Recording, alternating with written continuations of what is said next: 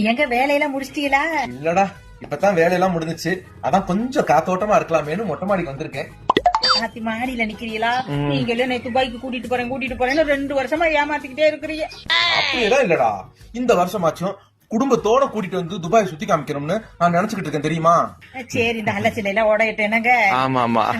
நானும் உங்களுக்கு கஷ்டத்துக்கு கொடுக்க கூடாதுன்னு இந்த மாசத்துல இருந்து பால் கொண்டு வர வேண்டாம்னு கட்டன் ரைட்டே சொல்லிவிட்டேன். ஐயோ, அப்ப பிள்ளைங்களுக்கு உனக்கெல்லாம் டீ குடிக்க என்னடா தங்கம் பண்ணுவ? நீங்க ஒன்னும் பயப்படாதீங்க. நானு பேங்க்ல லோன் குடுக்கறான்னு 2 லோனை போட்டு பசுமாட வாங்கியாந்து கட்டிட்டேன். இனி பால் கறந்து டெய்லி டீய போட்டுற மாட்டேன். உங்களுக்கு மாசம் நீ 1600 ரூபாய் கட்டணுங்கிற டென்ஷனை விட்டுருங்க. அதுக்காக நீங்க ஓட்டி எல்லாம் வேலை பார்க்காதீங்க. என்ன, நல்லா ரெஸ்ட் எடுத்து தூங்குங்க. அடி நாசமா போனவளே, இனி எங்க தூங்க? சரியாங்க? எங்க? ஹலோ,